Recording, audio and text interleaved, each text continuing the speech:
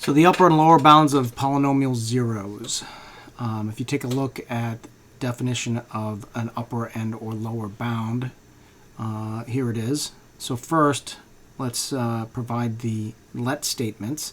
So let p of x be a polynomial with real coefficients, a positive lead coefficient, and degree greater than or equal to 1. Okay? So I have an example down here in lime green. Here's a polynomial. I also labeled it p of x, but it could be f of x or r of x or whatever. It doesn't matter, right? Now, does it have a positive lead coefficient? Are all the coefficients real? So 1, -2, -39, 32, 308, 240. So far, yes. And is the degree greater than or equal to 1? Well, this polynomial equation has degree, I should say this polynomial has degree 5, which is greater than or equal to 1. So it does meet the requirements for this theorem to hold true. So what else do we have here? And let A be a negative number and B be a positive number. And so they just are using that to split up so we can talk about upper bounds and lower bounds. And negative number is never going to be an upper bound, and a positive number is never going to be a lower bound. They're just doing that because that's how the math works out. We'll see. I don't know if I'll go into it, but we'll see how this sort of works. Now, then there are two additional then statements. So let this, let that, and then we have to say, if this is true, then this will be true. So we'll say let and let, those things being true. Then the first statement, the first conclusion is, and I'm going to read this, no real zero of the polynomial is greater than b. And then we say that b is an upper bound of zeros of p of x. So if that's true, if no zeros are greater than, then b is an upper bound. So let's draw a picture here.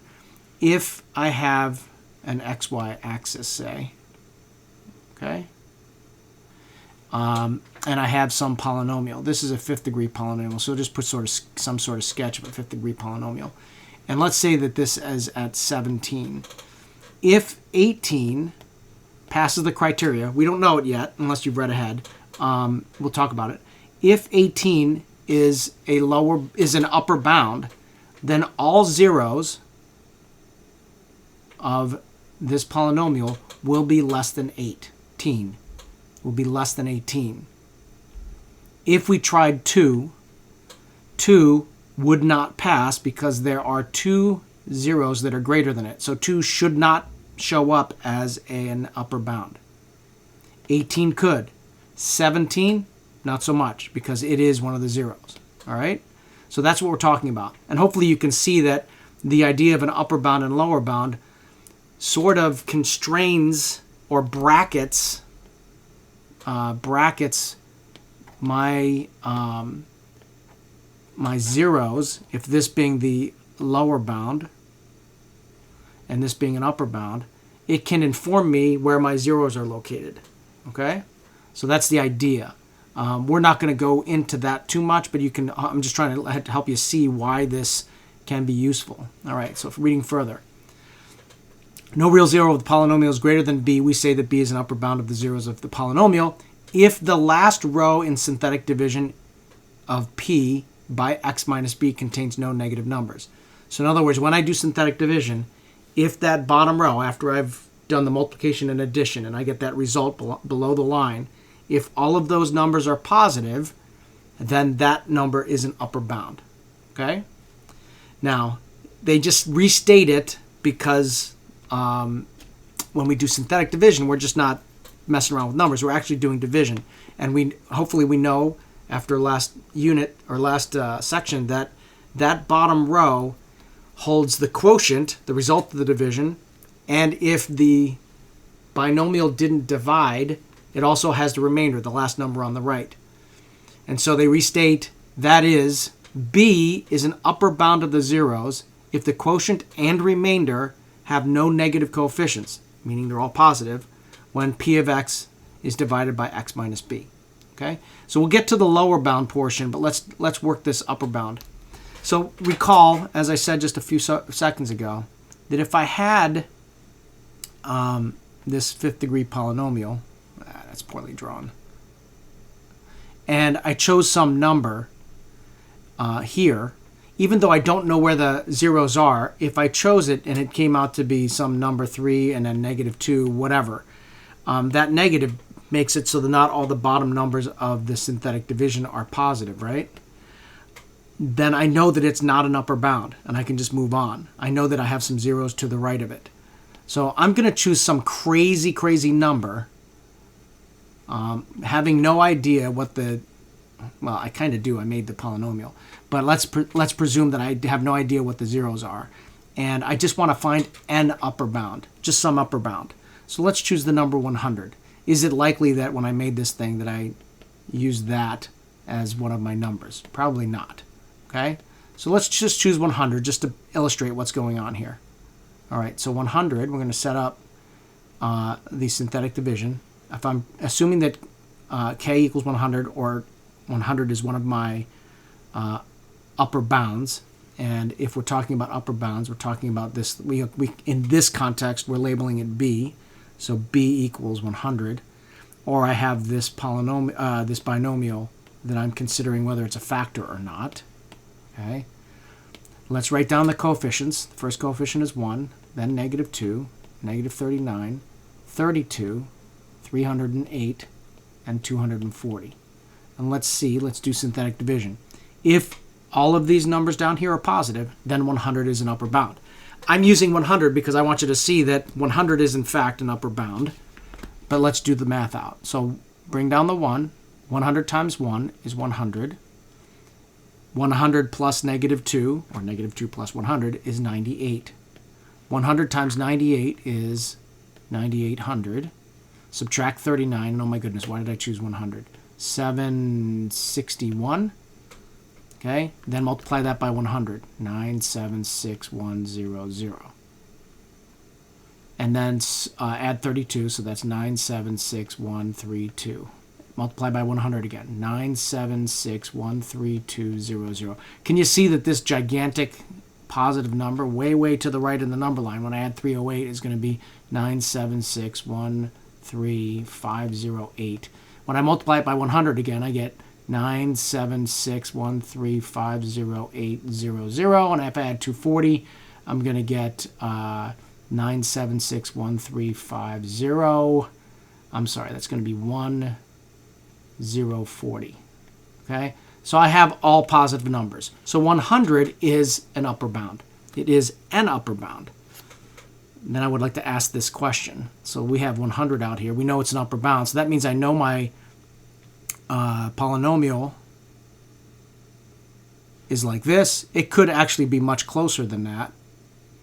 It could be here, and it could be that one of my zeros is 99. I doubt it. That number is gigantic. But I know that all of my zeros are less than 100. All my real zeros are less than 100. Okay? Here's the question. How many upper bounds are there for any polynomial that meets this criteria? I'm hoping you say infinitely many, because think about it. If 100 works, I don't need to draw a picture. If 100 works, won't 101 be an upper bound? Won't 102 be an upper bound? Won't 103 be an upper bound? And if you can see, as soon as I put 101 in for this number, aren't all of these numbers just going to get larger or greater? They're going to be greater positive numbers because I'm just multiplying and subtracting or adding some tiny bit in the scope of things. Okay? So now let's use a more realistic number, because if we view this, there are types of problems where we just need to find the bounds, and you don't care then. You want to try to pick numbers in bracket. But bracket meaning go this way on the upper bounds and go this way on the lower bounds. Okay, depending on the outcome. You would not choose 100 because that's practically very far away. So I would now, instead of the example just to demonstrate what's happening with the numbers, choose a number that's more realistic for a possible bound. And since there are infinitely many bounds, which bound do I really want? Which bound is most helpful to me? You could say that a bound in here is helpful because I could determine that that's not an upper bound and start moving that way and get closer to that. all right? But I would suggest that maybe the most helpful upper bound is this one, which would be called the least upper bound. The one that is closest to my 0. So it helps me to squeeze that interval in which my zeros are located. So let's choose a more realistic one. Let's choose, I don't know, 6. So bring down to 1. 1 times 6 is 6. Negative 2 plus 6 is 4. 4 times 6 is 32. And I get negative 7. Is this going to be an upper bound? Is that an upper bound? Well, all of these numbers would have to be positive for it to be an upper bound, and we already have this negative, so it already doesn't work.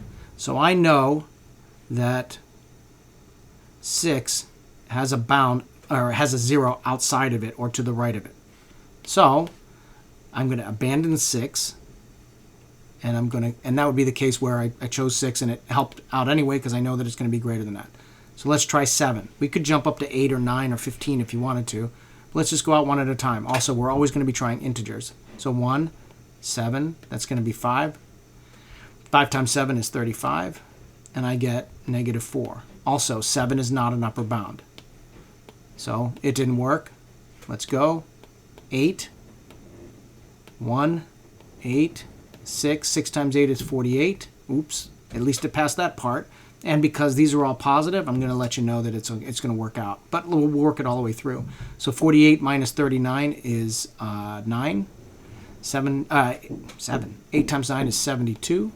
So that's 104, right? 72, 104. I worked this out previously, so I'm questioning because I don't remember that 104 number, but whatever. Oh, yeah, I do. So that's 832. And then add these, I get 40. Yeah, I did do this. 8, 9, 10, 11. And then 8. What is that going to be? 4 times 8 is 32. 3 and 8 is... I don't think it matters. We see that it's a big, giant positive number, right? So all of them are positive. Is 8 an upper bound? Hopefully you're saying yes, because all of these numbers are positive. So 8 is an upper bound. We tried 7, and 7 didn't work. Okay?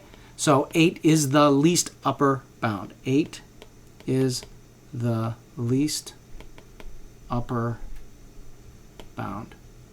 And so we've basically found the right-hand edge where all of our bounds, all of our zeros are less than 8. Okay? I suppose I shouldn't use the square bracket. I'm not using it mathematically. I'm just using it as a line of demarcation. Okay? So, now let's talk about lower bounds. So the conclusion for lower bounds is this. No real zero of the polynomial is lesser than a, or less than a. We say a is a lower bound of the zeros of the polynomial. Okay? So if no zeros are less than a, it is a lower bound. And again, in the same way, there are infinitely lower bounds, right? If 1,000 is a lower bound, then 1,001 is if negative 1,000 is a lower bound, negative 1,001 is a lower bound, negative 1,002 is a lower bound, etc. If the last row in the synthetic division of the polynomial by x minus a has entries that alternate in sign, in other words, positive, negative, positive, negative, positive, negative. And here is a specific point. 0 can count as either positive or negative. Okay? So let's choose a value, a possible value. Remember, this value for a is a negative number, right? Remember that a is a negative number and b was a positive number. So a is a negative number, so we're going to choose a negative number that we believe might be a lower bound. So let's just try negative 2 and see if that works. We're looking for alternating numbers, right? So bring down to 1. 2 times negative 1 is negative 2, and I get negative 4. So far this is working. Negative 2 times negative 4 is 8. And when I add that, I get negative 31. So already not working. So let's jump out. We could go negative 3, but let's go negative 5. Because I want to do something specifically. So we tried negative 2, and that didn't work. So now we're trying negative 5. So negative 1 times negative 5 is negative 5. Add those, and I get negative 7. Negative 5 times negative 7 is negative 35. I'm sorry, positive 35. Yeah, because I can't multiply, evidently. And this is negative 4. Already doesn't work. So negative 5 doesn't work. So let's go out to negative 7. So negative 7. Negative 7 is negative 7. This is negative 9. Positive 63. And so I subtract that, and I get 63 minus 39, which is... oh my goodness, why can't I do this? 40, 13, 14, right? 14, I believe. 24. 3, 4, 5, 63. Yep, 24. Positive 24. Negative 7 times 24. Oh my goodness. That's multiplication, by the way. 28, 14, 15, 16, negative 168. This is going to be a fairly large negative number, right? It's going to be negative 136. And then when I multiply that, that's going to be a positive number, and it's going to be like 700, right? I guess I can pull this out. What am I looking at? Negative 136 times negative 7. I could have just skipped the negative signs. 952, right? So this is 952. Add those two together, and I get 1260. That's going to be a large negative number, a negative number larger than 270 or 240, greater than 240. So I'm going to get a very sizable negative number. Do these numbers alternate? Positive, negative, positive, negative, positive, negative. Yes. So negative 7 is a lower bound. Can we stop? Can we stop? Is that the greatest lower bound? In other words, the most right lower bound. Well, we tried negative 2, negative 5, negative 7, but we didn't try negative 6. So I would suggest for us to make sure that this is the greatest lower bound, we need to try this whole process with negative 6. I know you might say, why don't we just go one at a time? Well, it depends on how large these numbers are getting and how far apart they're getting. It helps to inform us what we need to try. And I also wanted to make sure that you understood you have to go back and try and ensure that this is the greatest lower bound. So negative 6, that's going to be negative 8. 6 times 8 is 48, and that's positive. And now I get 9. And so 6 times 9 is 54, but that's negative. So I'm going to get a negative number, negative 22, I do believe. Right, 54 minus 32, I just need to look at it, okay. And then positive, and 22 times 6 is 12 plus 12 is 132. And when I add that, I get, 440. And 440 times negative 6, negative 2640. And that's going to be a sizable negative number, right? Because it's going to be negative 240, 2400, right? 2400. And so I get alternating numbers again. So in fact, 7 is not our greatest lower bound. Negative 6 is our greatest lower bound. Why do I know that it's the greatest? Well, because 5 didn't work. So negative 6 is the greatest lower bound. So our bounds are negative 6 on the left. And what did we say was our... Oops, I got rid of it already. I want to say it was 8. I want to remember that it was 8. Okay? It might not have been. I don't remember. I'd have to go back and look at the video. So question the 8 because I don't recall what it was and I erased all this stuff, right? But that would be that. If it was in fact 8, goodness, why didn't I copy it down? If it was in fact 8, that means that our zeros are between negative 6 and 8, And that means also that our polynomial crosses the x-axis in between those two values. It will not cross the x-axis outside of those two values. So that's what bounds are. Again, they can be helpful when we're looking for the zeros of polynomials.